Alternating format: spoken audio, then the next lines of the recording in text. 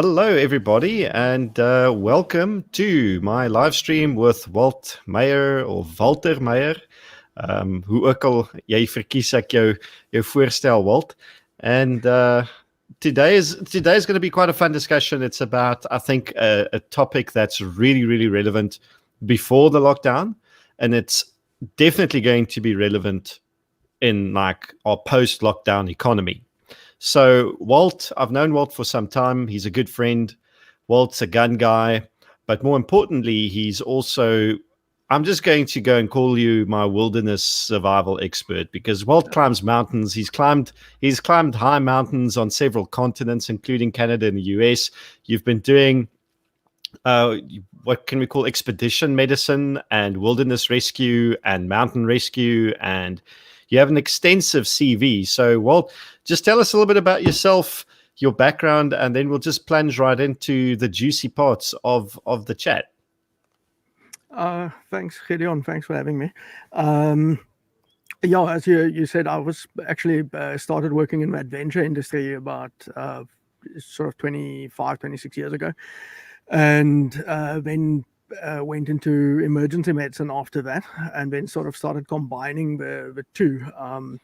So I mainly work in instruction at the moment, so running training courses and so on. Still do some guiding on expeditions, but predominantly now those are training expeditions. So we run wilderness medicine expeditions and so on. So you come and, as an example, you come and say climb Kilimanjaro, but you're also attending a course at the same time. So that is often aimed more at the sort of professionals, doctors and nurses and so on. But we've had quite a few lay people join those, and then I would say the bulk of instruction we do is first aid level instruction for everyday people, okay, for lay people. That has grown quite a bit. We predominantly focus on wilderness and austere environment and so on, not so much the standard, Mickey Mouse plaster type course. We do offer those if anybody wants to learn to do that. But I like to do things a little bit outside the normal box. So that's what I do.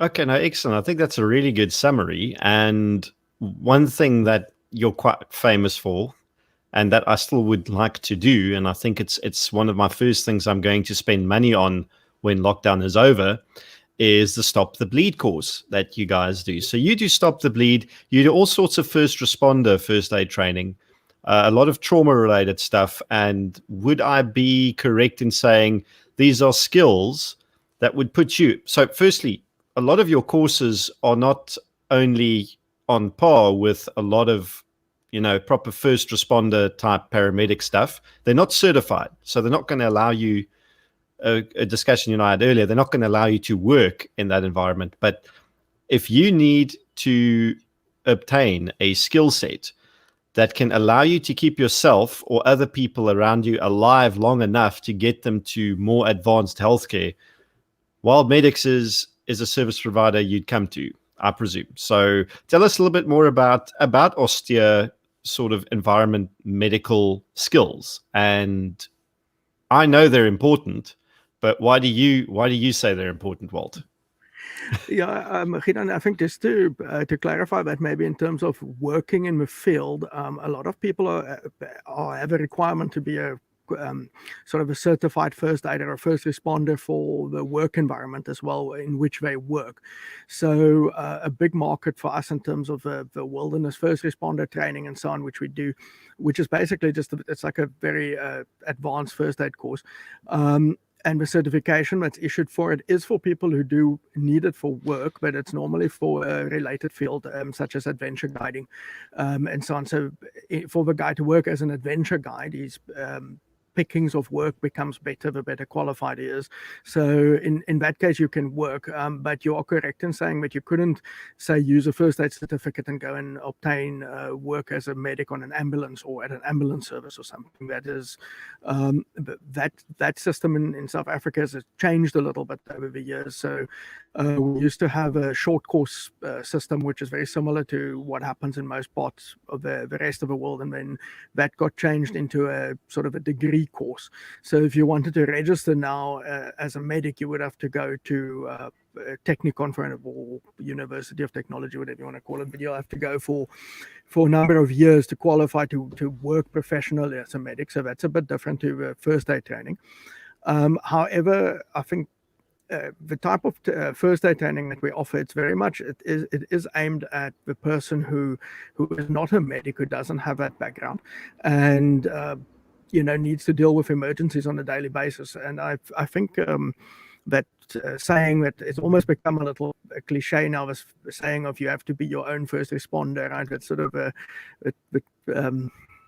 what do you call it, the slogan for, I think, for anybody who sells first aid or firearms training or whatever. But it's very true. In a severe emergency or a critical emergency, you sometimes only have seconds or minutes to deal with it. And the traditional first aid course idea of, I'm going to whatever, plug the hole and wait for the paramedic to arrive, which will be 10 minutes from now, is, it's a little bit been disproven in a sense, because the amount of time that you actually end up waiting for somebody to come and help, sometimes it can be quick, but very often it's not quick. And that's especially where like the stop the bleed comes in. Those are a little bit more sort of advanced skills with a little bit more advanced equipment than what was previously taught on first aid courses. But the need for it is proven. I think, bleeding control skills is probably the most important thing you can learn on a first aid course. And so stop the bleed it's vitally important. That is definitely something that's going to save a life. I think far more people in their lives end up controlling bleeding of some sort, be it a tiny little cut on your finger in the kitchen to a severe bleed, than who ends up doing CPR, for argument's sake, and so forth. In terms of proper training, like the wilderness first responder training, the need for it increases obviously if you travel outside the big urban areas, but also in a situation where you may have a collapse of a system, or you may have an overload of a system. Suddenly your urban environment becomes austere. It's no longer, or it becomes wilderness for all intents and purposes. You can be very far from help. You can be walking distance, but very far, if it makes sense. So it's having the skills is in that setting definitely would be life-saving and life-changing.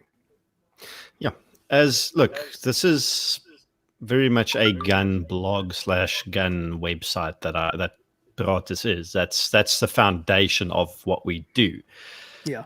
But we focus on fighting. We focus on guns. We focus on legal aspects of what you do after you've had a shooting, all this sort of stuff. I don't think as a community we focus enough on what the hell can you do if you get shot, or if somebody around you gets shot or cut or stabbed, and you need to apply. If you don't have the skill set to apply to that specific situation, you or that other person can die needlessly. You can prevent a needless death. You can manage the situation to get that person to the required level of healthcare, firstly. So that's the one issue. The second issue, why I think it's important people pay attention to this, is paramedics are being retrenched right now. We flattened the curve so hard that we're actually beginning to deconstruct our first aid, first responder, and healthcare infrastructure, because money that was earned previously by the normal course of events, these providers are no longer getting. And anyone that's had to wait for a state ambulance to respond to an emergency, I mean, you're looking at 40 minutes plus. If you're in a real emergency, 40 minutes, like, forget it, you're dead. If you've got an uncontrolled bleed, if you've got an artery that's off, I mean, you've got seconds, not minutes.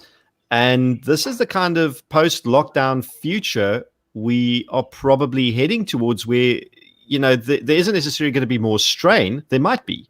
If our society suddenly becomes more violent, there will be more strain on existing infrastructure, and that infrastructure will be eroded by the economic consequences. So people need to pay attention that these skills are necessary and required. So if you had to summarize for us, Walt, what do you think is highly important that people need to concentrate on skill-wise, and how do they supplement those skills? What do you say is a good everyday carry sort of little first aid IFAC kit that people compile and that they need to use? Yeah, it's interesting one. I think people want to run out always and go and buy the most expensive stuff first. I think the important thing is that you probably need the basics more often than you'll need the very advanced toys. Okay, I mean that's that can change in a heartbeat, right? But No, Walt, you should tell us to buy the expensive stuff from you. That's how the stream works, right? Oh, sorry, I missed it. Not for world's best marketing guy. Like, here's an expensive thing for you. I can get you a blue one. But it's a lot of the more advanced tools. I think also people need to understand that it needs to go with a training, or at least some sort of a proper understanding of how the thing works. It's no use. I've seen guys with kits with airways in it and airway adjuncts, things like your nasal airways and so on. And it's all good and well to have that stuff, but you really need to know how to use it and when to use it and when to apply it. There's no use just having the thing and then thinking that makes you safe. That's the gun in the safe under the bed, that type of thing. It's not going to work. So I think a basic first aid kit will also become more important now, and things like medications, keeping a certain amount of your own medications, even through let's say the lockdown period now, if you think about it, even in a suburban setting, if you haven't had any real issues, suddenly popping down to the pharmacy becomes an issue, right? So and you're actually exposed. So if you're now enter a situation where let's say you become more of a target because you're on the street, popping down to the pharmacy to get some, I don't know, Tabs or something because you've got the sniffles as an issue. So keeping some of that type of over-the-counter medications in a reasonable selection that works for you, keeping some stock of it is a good idea. And also in your basic first aid courses, you'll see that there's a lot of emphasis on the immediate treatment, and then we hand it over, right? So I'm not fighting infection because I'm controlling the bleed and then I'm sending the guy off to hospital. If that next step now disappears, or it gets very delayed, right? So I've now applied a tourniquet, I've controlled the bleeding, but there's no hospital, there's no doctor, or I can't get there in the next 2 days or something. How does that change? How does it change what I need to learn and what I need to carry?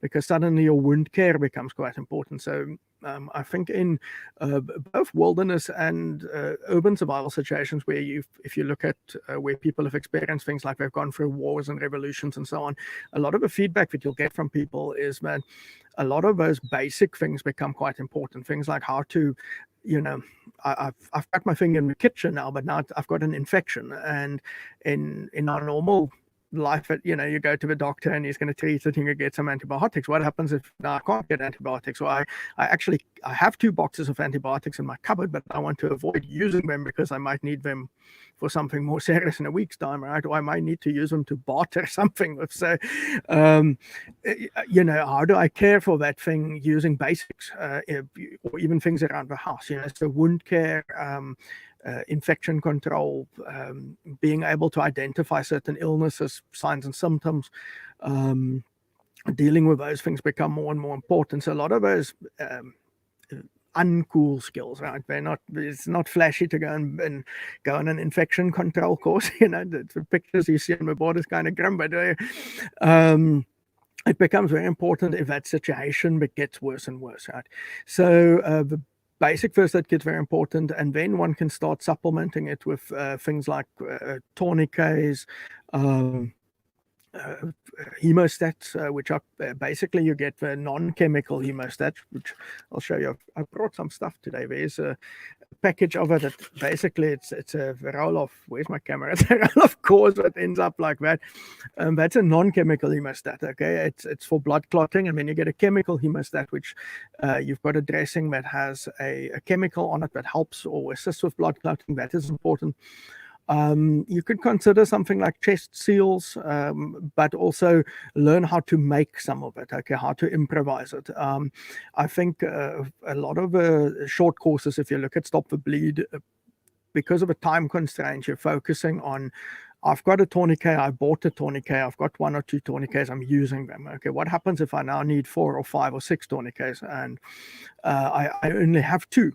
I've used my hemostatic dressing, which came in my pre-packaged IFAC when I got it, at the Lucky Packet shop. And now, what do I do now with the, what else can I use, or how do I deal with it, and understanding the dynamics of the stuff. So I think what I've certainly seen with Stop the Bleed is a lot of people arrive with toys and then realize they actually don't know how to play with the toys. So yeah, and then I think one needs to. I'm not a big fan of this idea of selling all these pre-packed kits. I know it's cool, and it sells, so we sometimes do it. It's got to live as well. But I like the idea of making something up for a person according to their needs and according to their training. So we tend to consult with people and pack the things accordingly, and rather spend a bit of time on it. There's not really a list of 50 items I want to give. I would say, look, those are some of the basics, and take it from there and build up what suits you and your situation.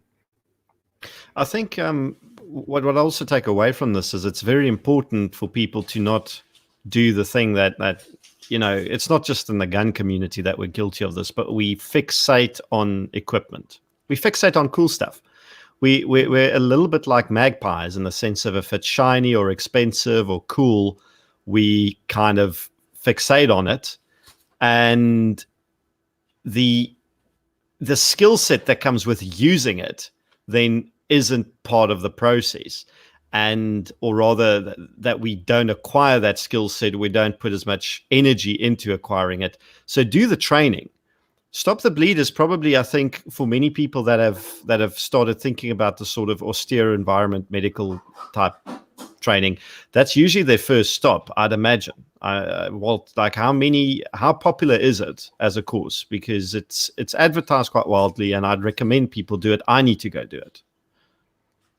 Yeah, it's very popular. So far, I've not ever really cancelled classes because of lack of interest of Stop the Bleed. I don't sausage machine them because I've got other training commitments and other courses which we run. So I don't, run 5 of them a week type thing. But very popular. I also get a lot of people who book onto them in groups, so for the family. So we go train them at home, which is sometimes quite useful, because now you're training mom, dad, and the 3 children how to use the equipment. And if you're in an at-home setting, you can also adapt the training surrounding that. I like to, with the training that we do, to make it a little bit action and fun for the guys, crawl across the floor and then go and put the tourniquet on the guys on the other side of the kitchen table or whatever. It just makes it a little bit more realistic, a little bit more fun as well to do. And if you're doing it at home, for instance, for a family, you can actually completely make it their situation in their house. So we've had that quite a lot of interest from neighborhood watchers and farm watchers and security companies and so on who have done it. I think the commitment of it very much, once again, is that you see people come on the course and they'll attend, and then the next step is you really need to go buy the toys now, okay? And these things are kind of expensive, so it's like firearm ownership. It's kind of a full-time commitment, right? I've got to buy the stuff. I've got to keep it working. I can't, if I buy this cat, where's this thing? If I buy this cat and I strap it on the outside of my backpack and I let it live in my car for 5 years, it's going to deteriorate, right? So my commitment is I've got to replace this thing, and then I have to train with it every now and again and make sure I can still remember how to put it on, how to get it open, how to package it, all of those sort of things. But yeah, definitely a good introduction, I think, to training. Also, it's like a 4-hour commitment, so you can go and see, do you like this company? Do you like the instructor before you commit to something longer there, right? So that's a nice way. By the third hour, I tend to lose the people who don't like horror jokes. But that's most people stay and we come for other training. So I think we're doing something right there. I think it's also, it's available throughout the country from various instructors to stop the bleed, which I think is good. It was a thing that's actually intended originally as sort of a community education, things of ideas that if you learn from me, and then you can also teach people and carry over the knowledge, as long as you keep it basic and keep it correct, and can teach a bunch of nonsense now. But it wasn't originally intended to be a commercial course so much as that it was supposed to be community education. So I've done quite a few of them for free as well, and then we've included those skills into our other courses. So if you do a wilderness first responder with me, or you do even a Department of Labor level 1, you'll actually do Stop the Bleed as part of that course now. We don't separate it, so you get a bit more value add there, I think. But it's life-saving stuff, I think, with tourniquets and so on. And so many people have been led to believe all these weird stories about it. Like if you touch a tourniquet, the patient's arm will fall off and frot and lie on the ground, and soon everything will smell bad. And it's like, it's not really true. So there's a lot of myths associated with stuff that you can get rid of with proper training as well. Yeah, no, that's also the thing is the equipment was also not all created equal. So apart from the mythology about tourniquet usage that, you have to be particularly a savant of first aid to be allowed to put the thing on, it's a very uncomplicated thing to use, but you do kind of need to know how to use it, and you need a course to be properly taught how to use it and how it's applicable. Otherwise, you're probably not going to get it right. And not all tourniquets are created equal. So we've got normal tourniquets, and then we've got the CATs, the combat application tourniquet, the hot stuff, like that blue one you've got there, Walt. So maybe just tell us a little bit more about the CAT and why. There are two things, like what sort of tourniquets you like and why you shouldn't put a tampon in a bullet hole. I don't know if I can say what I normally say about why you shouldn't put a tampon in, but anyway, okay. So in terms of tourniquets and medical equipment, I think it's first important people must understand that there are things in the market. If you go and look at American videos, or you read American books, or whatever European books, you will find a reference to things that either you cannot get or is incredibly difficult to get here, right? So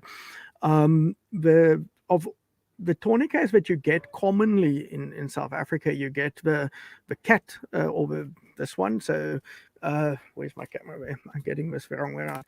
This is a blue one. Okay, so this blue one is supposed to be the instructor's one. It's meant to be a training one, but it's an actual real CAT. It's just the blue color.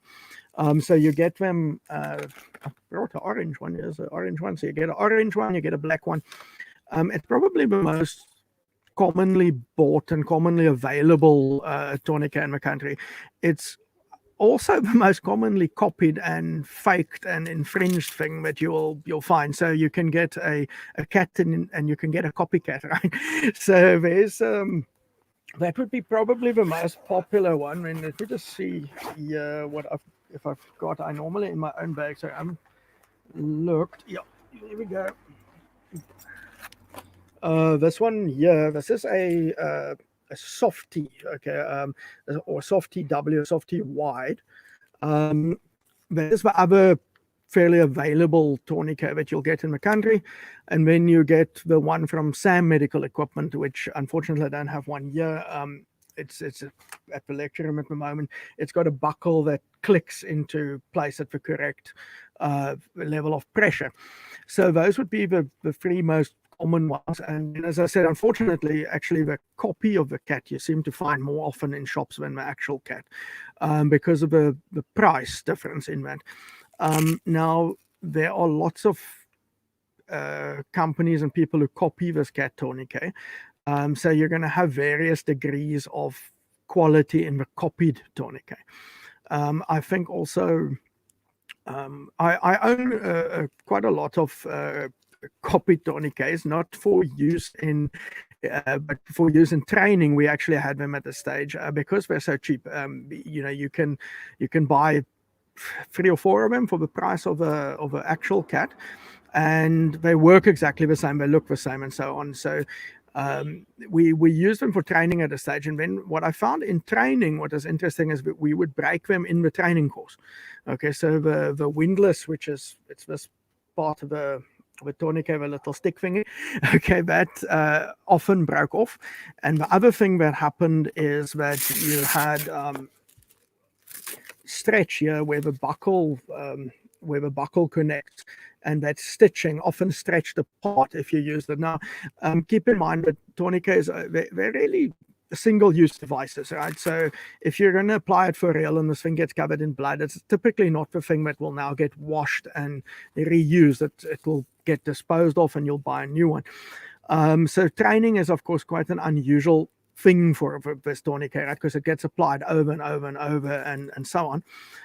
But then I've had new out-the-box ones with the where we ran a first course with them, and the actual windlass would break off, especially if you've got a bunch of guys who come together to a course and they see this as a fun thing and they're going to squeeze each other properly with a tourniquet. And of course, the people forget that is actually what you need to do when you train, right? You need to apply this thing for real. You need to squeeze it down, and then it snaps off, and that's kind of scary, I'm very hesitant about those things, aside from the idea that I don't like the fact that this is a well-researched design product that gets now copied by somebody else and pushed out into the market. Go do your own thing. But if you want to invent something, but I would rather actually use that the real cat, and rather invest my money into that or into a soft tea. So personally, I find the soft tea and the cat very nice. There's a very controversial tourniquet. Do you want to see a controversial tourniquet? Yes, please. Let's see the controversial one.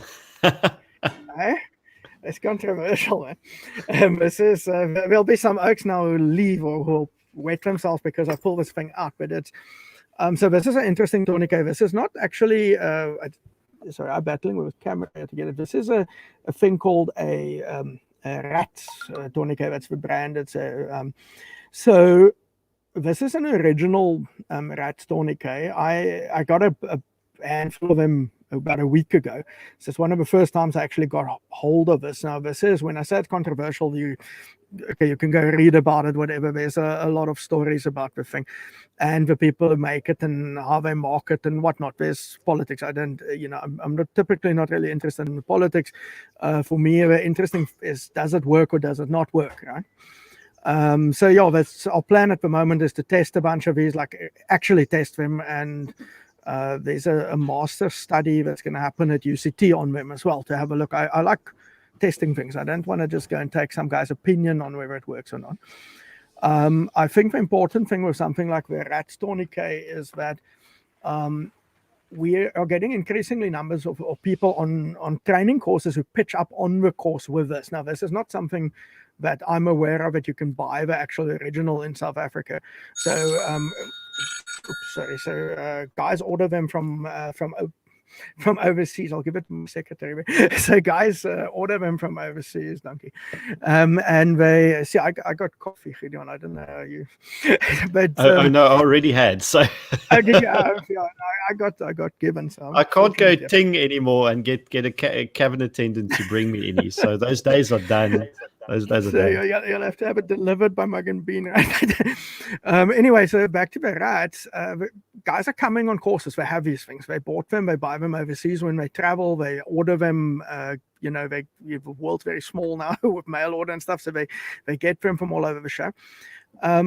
So whether you like them or not, I think it's quite important to know how they work, for argument's sake, because you may be in a situation where this is what you now have, because you've used your cat or you've used your soft tea, and there's a guy who has one of these things and he's willing to sacrifice it, give it to you to use, but now you have to sit there and figure out how this thing works. So at least knowing how something works instead of just discrediting it, for me, is quite important. What I will say about this is with the rats is the actual one, if you apply it correctly, it bites, right? It works, and for preliminary things that I've done with it, it works. The copies of this, they're horrendous, okay? And the copies of this you find in gun shops and tactical security guard stores and whatever else. Those I've seen all over. I bought a couple in Joburg once to see. It's atrocious. Okay, it doesn't work. I mean, yeah, you can wrap it around all kinds of things and it wouldn't even bother you, right? It's that ineffective. So rather stick with your belt.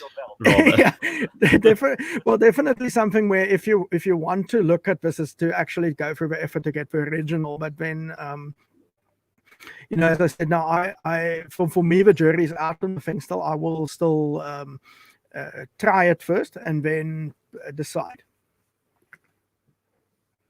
whether I like it or not. So I think also maybe something to mention with a tourniquet is that you see this thing called the Committee on Tactical Combat Casualty Care approved. So COTCCCC, whatever, approved, right?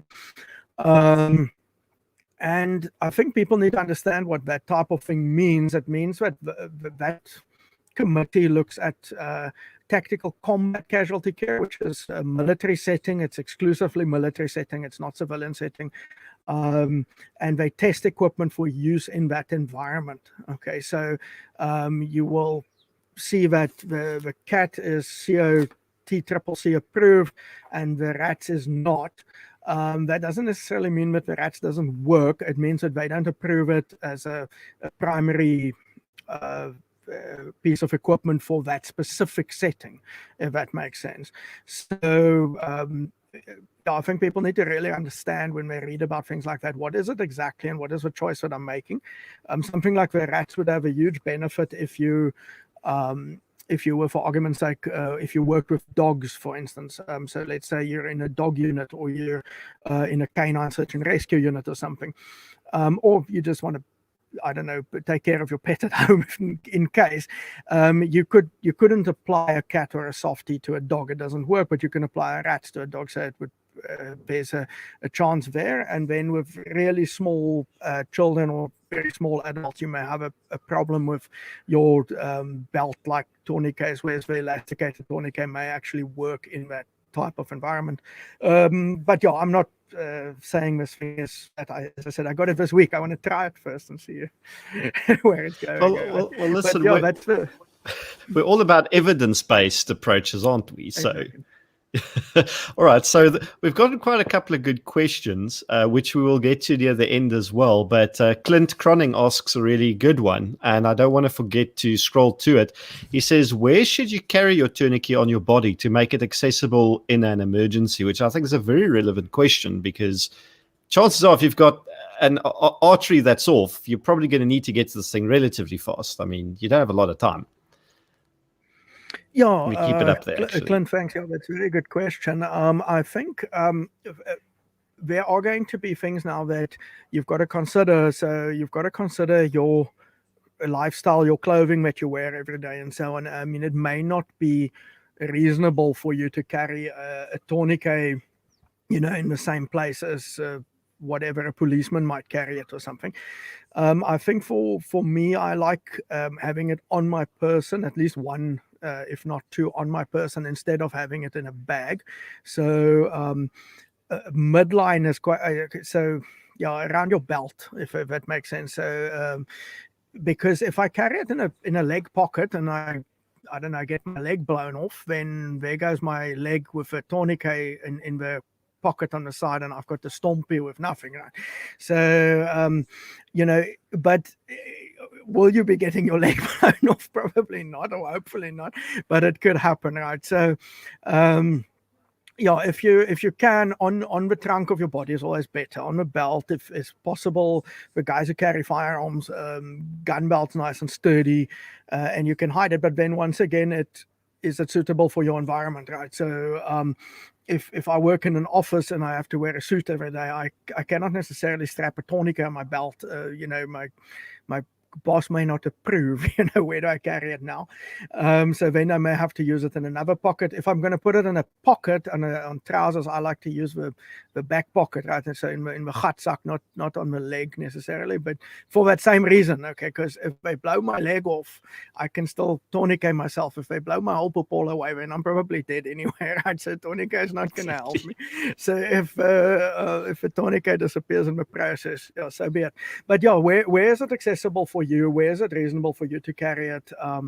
I had a guy once who, on a course, he came up with this thing and he had it behind his tie with an elastic or something, right? Because he had to wear a suit and tie to work, so it was in there. That's an interesting place. One place where a number of guys who I've seen who has this Rats tourniquet, one of the reasons they carry it instead of one of the others is because it can be quite compact, and you can wrap it, say, around your waist under your belt. So a few of the guys I've seen who've had them, they do that. As I said, I only got that this week, so I've never carried it like that, so I don't know. But that seems to work in that situation. Okay. Also, I don't know if this thing will go around my waist, right? But it will go around some guy's waist. But so on the trunk of a body that works. Right? If it's, I think similar to a firearm, if you start carrying these things around very openly, you now have a fire rig with your freaking tourniquets and stuff sitting on the side. Yeah, aside from, you're advertising that you're prepared, right? You're advertising that you're a target as well. So in certain situations, that may be as much of a attention grabber as an open firearm would be, right? So I wouldn't have it open hanging around if I can avoid that. Yeah, and it also is less likely to snag on something or get damaged by your daily routine if you don't have it uncovered somewhere. So yeah, look, I've carried mine in a gatsak or in a chest pocket or in a little kit that's in a bag I'm carrying that's on hand. So there really are multiple solutions to this. And in fact, we will be talking next week about I need another one, but we'll arrange it, Walt. But the other question that we haven't quite gotten to is let's talk about tampon application to bullet holes, because that's always a fun one. And I have to quote Taylor Swift's "Band-Aids don't fix bullet holes, but do tampons." Walt, in your opinion? Listen, so yeah, it's one of those old stories. Okay, you wouldn't be surprised. It's something that it's a legendary story. The thing of a tampon in the bullet hole, right? We were even told that, taught at a stage. I think originally when I went on BA, there was one of the days there was an instructor there who actually even said to us, "Oh yeah, I used this now. If you've ever seen a bullet hole or something that's severely bleeding, I don't know why it's always a bullet hole. I guess it's because of the shape, right? It's this little hole that it's not going to go into. If you take, this is gauze that, this is a vacuum packed, it's 4.7 meters or something of hemostatic gauze. So basically what that means is this is a good quality gauze, right? So there are only two ways to really control bleeding, and that is through pressure and through clotting, right? All the other things, elevating, I've cut my hand and I'm going to elevate my arm and it's going to stop bleeding. It's fictional, right? It doesn't really work. So this is what you would shove into a big bleeding wound sometimes, okay? In certain areas, like I'm talking about in certain applications, junctional areas or on limbs if you don't have a tourniquet. If you open this thing, this is what's inside, okay, there. I mean, that's a kind of quite a lot of material, right? If this is what you would use to assist clotting, and you use it with direct pressure. Okay, so I brought something here for you too. Oh, thank you. You're too kind, Walt. in case you want to make your patient feel like a but anyway, so you've got to have this. All right, so what we're going to do is I'm going to do a little operation here, right? Open heart surgery. Here's some evidence-based medicine. I like that. It sounds very fancy, right? Let's just see what this thing does. Okay, so this is a tampon. This is what's inside it. Okay, there's your absorbing material that's in there. All right, it's a huge amount. Can you see? So now the guy tells you that this is going to control bleeding. He's telling you that this thing will do the same work as this. Right. Now, if you confuse these two in application, you're going to have some unhappy people, right? But this is, can you really think that this, and I mean, this is just the outer shell of it. There's your absorbency stuff that's in there, right? This is like little bits of cotton wool almost. Now, I mean, I don't really even, I think, need to explain it further than to say, here's the real thing, and how does that do the same job? I don't think, it's not really possible.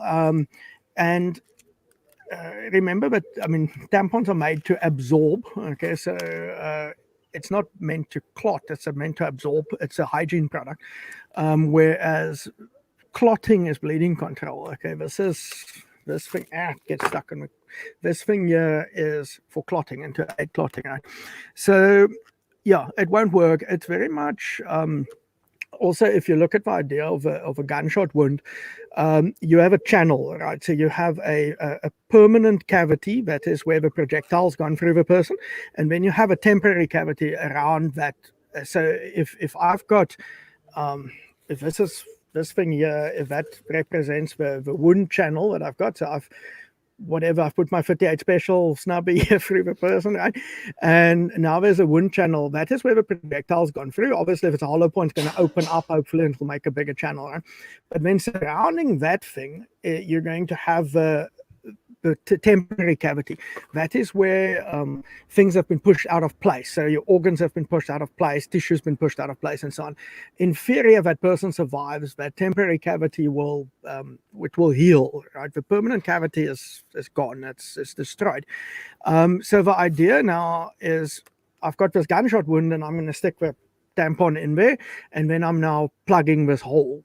Okay, so if you think about it, let's say if I have a gunshot wound through my abdomen, and you stick, there's one with an applicator, you stick this one in up there. Now, temporarily, you may have some swelling of this thing and whatever, but it's not really controlling the bleeding, right? You're going to feel better for the moment because you've done something, and you can't see the bleeding now for a moment. Okay, and after a while, it will just pop that thing right out, and the bleeding will continue. It's a stupid idea, let alone the fact that it wouldn't practically work for much. I mean, even a small, like let's say a cut on your arm that you can treat with a dressing and a bandage without fancy equipment, this thing wouldn't do much for it, if it makes sense. Okay, so yeah, keep it. It's not designed for anything outside the scope of its narrow application, really. Keep it for what it's meant, right? I recently had a guy, he challenged me, he said, no, you say this doesn't work for bleeding control, but in your hiking first aid kit, there are some tampons, right? Why do you then keep them in your hiking first aid kit? I said, well, in case there's a lady on a trip who needs a tampon. So that's its original application. Everything doesn't have some massive other motive, right? It's meant for what it's meant. Yeah. But it's a weird thing, Walt, and it's unfortunately not just applicable to, the element of first aid or trauma care or trauma medicine or whatever, that we have this belief almost that you could take an object that's designed to do something completely different, and without even adapting it a little bit, it can be as good or even better than stuff that's been designed for a very specific purpose. And I mean, if I'm gonna, in my little trauma kit I've got, or IFAC, or whatever you want to call it, I call it a little trauma kit because it's to help me deal with trauma. So I don't know.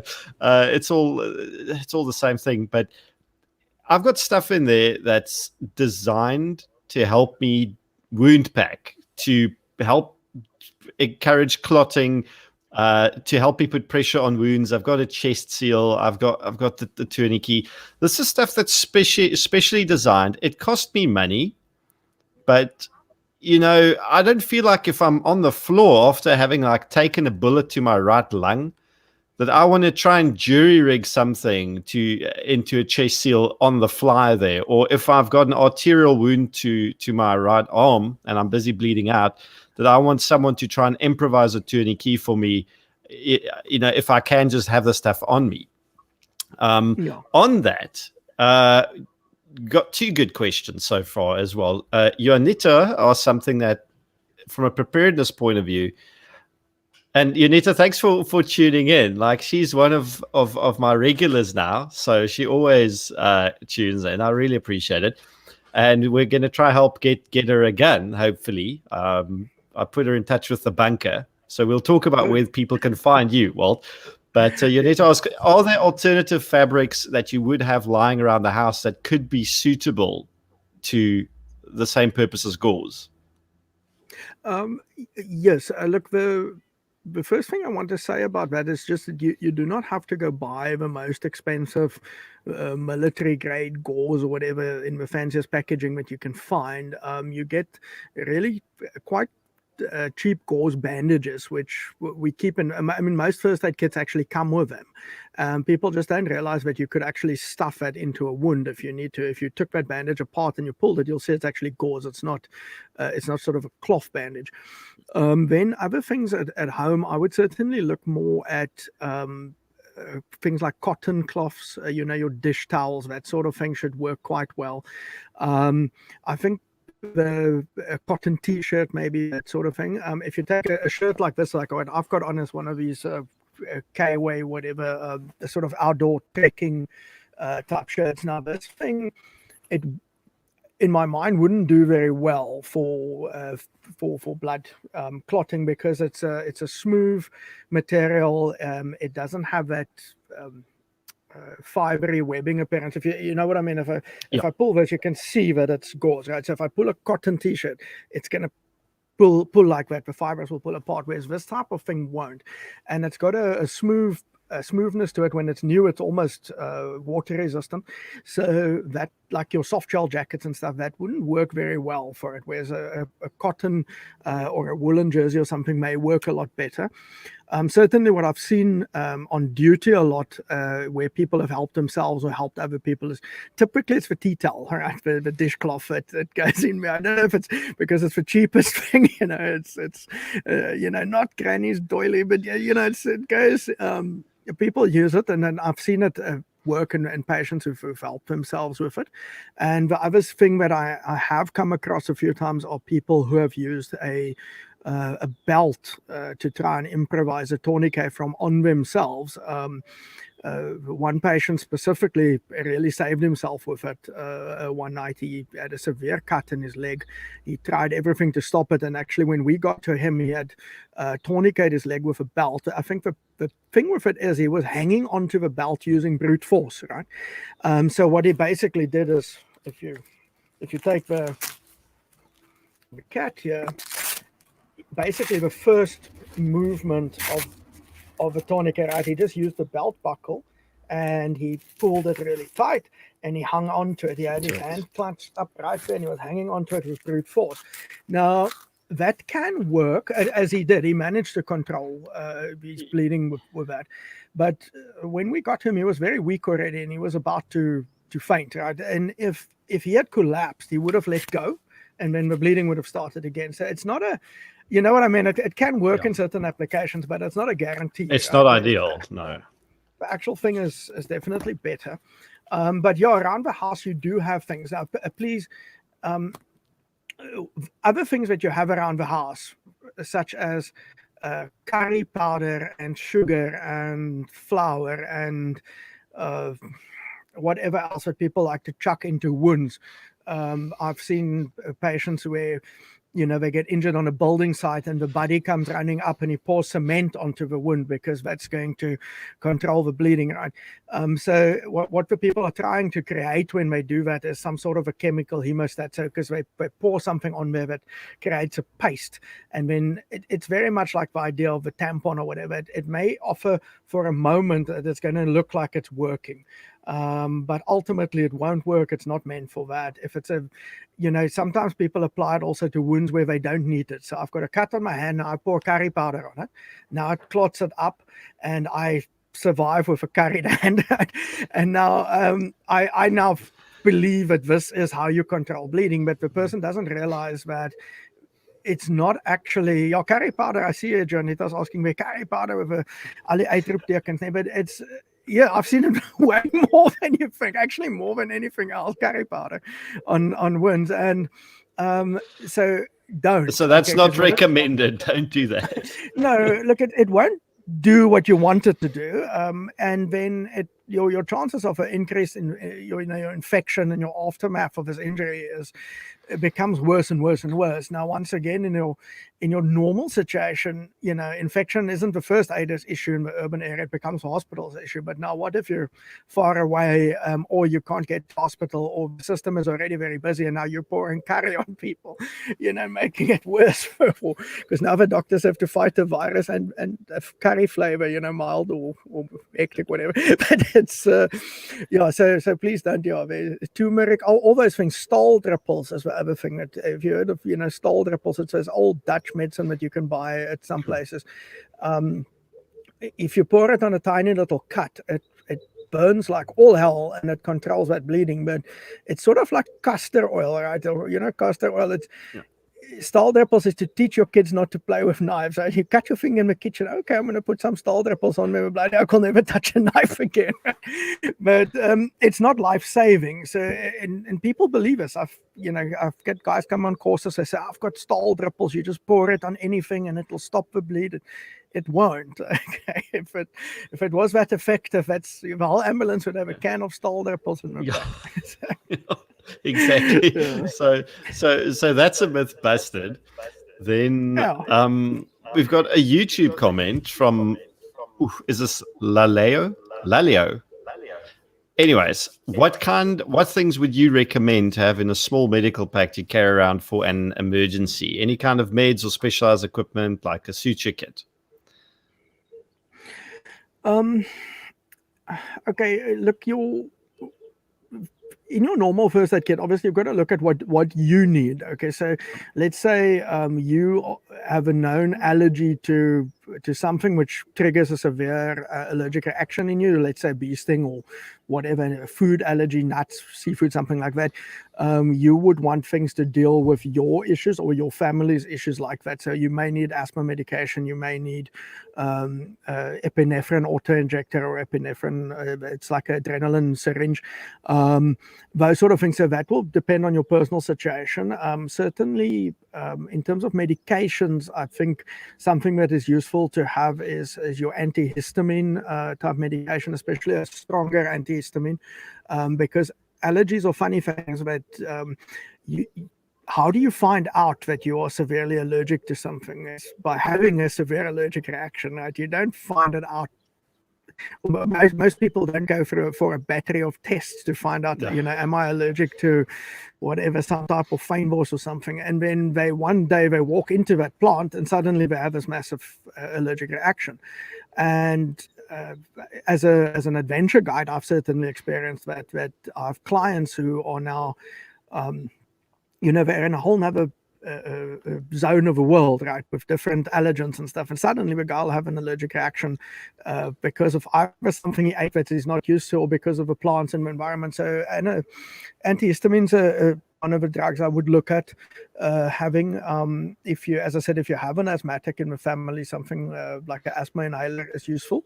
And then your basics, your basic bleeding control, plasters, and infection control things. So something like a little tube of Bactroban or similar product that helps for a lot of things if you can apply it early on.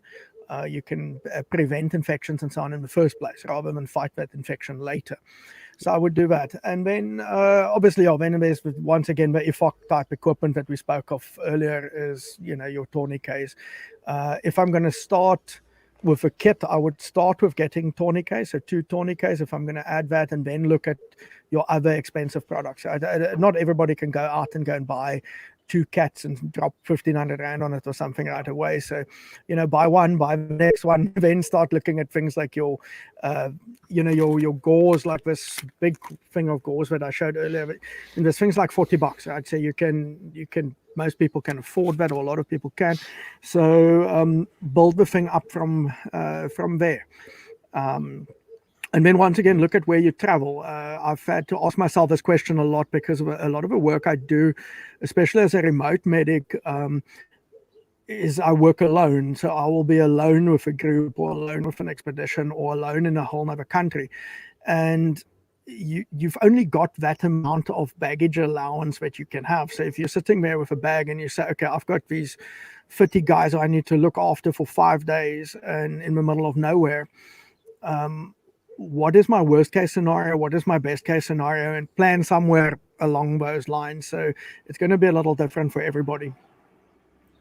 No, that makes sense. And sorry, I've just put I put the answer to the next question on, but it's basically people need to think about their individual needs. They need to think about their daily movements. They need to think about what is their risk profile, and then apply a little bit of knowledge and build the thing up, which is also come to a course with you or with a similar training provider. If they're not in the Western Cape and they can't get to you, there will be someone who does stuff like this who will have the same sort of approach to it, gain knowledge and skills, and then use the knowledge and skills and apply that to getting the equipment. But I think everything you mentioned right now, that's a very good place to start with, just that, and then work your way up from there. So a question that was bound to come up, because we talked about tourniquets so often, is people think you're going to put the tourniquet on and you're going to get necrosis, like straight off the bat, and your arm's going to go green and fall off.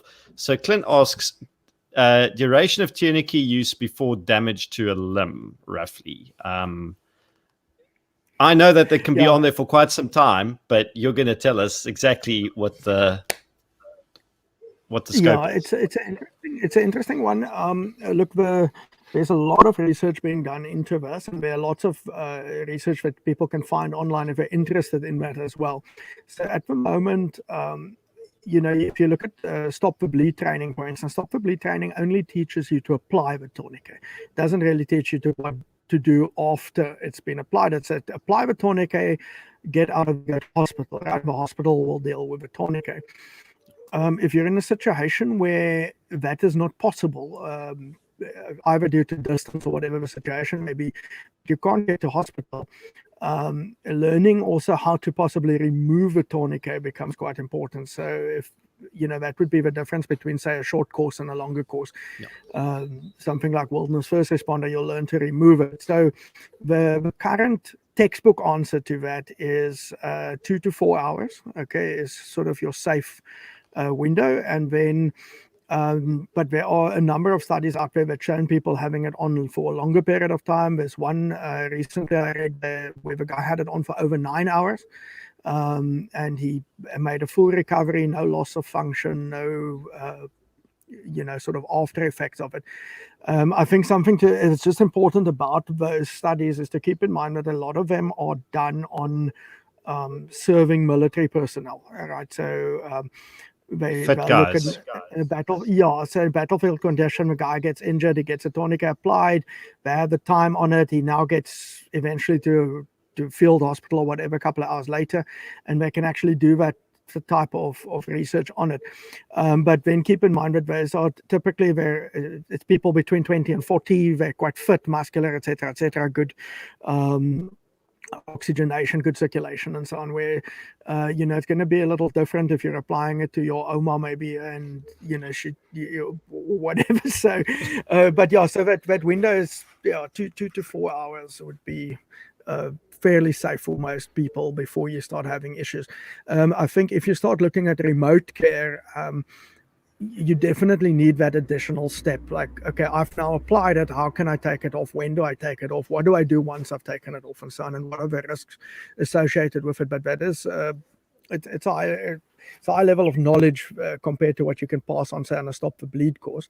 But yeah, I hope that helps there. So yeah, but the stop the bleed materials will say to you 2 hours get to the hospital. Okay, so that would be what you want to achieve. Yeah, and look, in an urban setting, your ability to get someone to hospital within 2 hours should normally not be should not be too difficult. So as we're approaching the end of the show, can I call it a show? Let's call it a show. Why not? Walt, we've got we've got a comment from Natalie Cornier, and she says, "Hello, I've done the courses, got most of the equipment, but can't bear blood and guts and gore. I'm pretty useless." And I think that's an unfair criticism of yourself, Natalie, because I think, Walt, you've got more to say about what people would do under duress if they at least have the training, regardless of blood and gore and guts. Yeah, look, it changes every moment. It's for real, right? I think what we certainly try and do is, especially on our slightly longer courses, it's difficult on a short course, but on the longer courses, we try and make it as real as possible. So we use a lot of props, a lot of stage makeup, fake blood that sprays all over. I've even got the one recipe for blood which you mix with. It actually smells like blood, because your normal stage blood that you use in training doesn't smell like anything. It's actually an odorless thing, whereas actual blood smells, and you can smell the blood. So, and that is often something that's very distracting to people, as that first time when they actually, they smell it. What's that? It's blood, right? Or what is that crashing sound? Oh no, that's skull on the tiles. It's something like that. It changes your perspective instantaneously. So I think some form of desensitization training helps, and this is why on the longer courses we go all out with that, to try and desensitize people a bit to that. So with a wilderness course, you've got to take the guys. We take the guys outside, let them do things. The first aiders get, for instance, they'll get wet. They'll be in the river, and they will have to go through a river and find the patient on the other side, and you let the thing play out.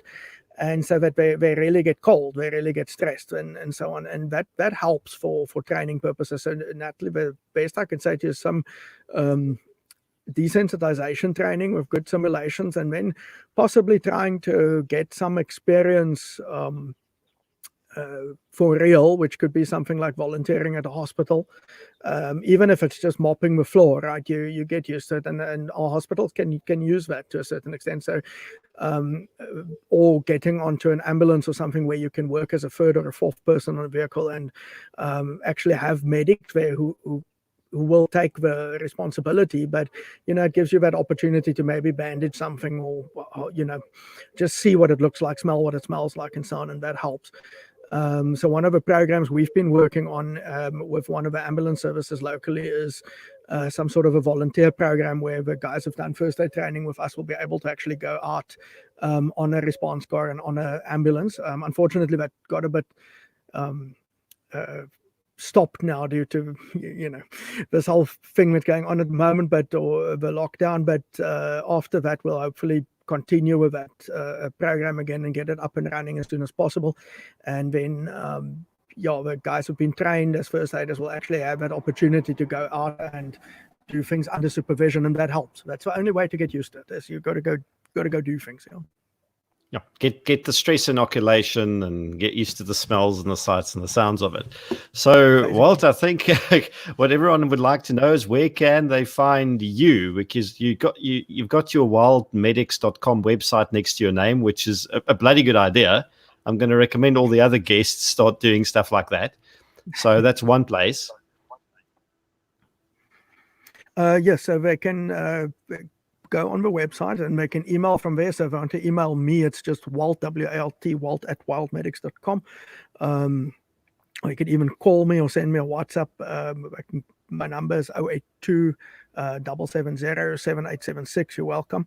Okay, please don't call me at 1 o'clock in the morning and say, I've got an ingrown toenail, what do I do? Or send me a photo of your itch between your toes to diagnose it, right? That's for doctors to do. But if you want to book a course or something, you can speak to me directly. We're a small company, we're a personal company, so you can get hold of me through those channels. At the moment, our training venue is in Somerset West at CHS Guns. We'll put we've been doing quite a lot of work into turning it into something quite unique there, I think. So hopefully by the end of next week, will be some photos online of the training venue and so on that people can see. And hopefully we'll be putting out some online training as well soon.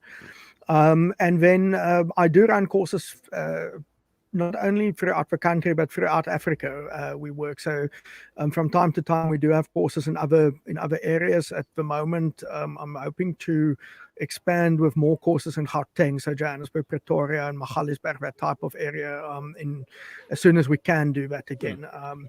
And in fact, we actually have a course already booked in Magaliesberg, where there will be extra seats available on it through one of the youth adventure camps for their staff, and there is extra space, but I don't have the dates yet because the dates have twice now disappeared on us. So we'll have that available shortly. So for the guys who are in Joburg or in that area, Pretoria, that may be an option.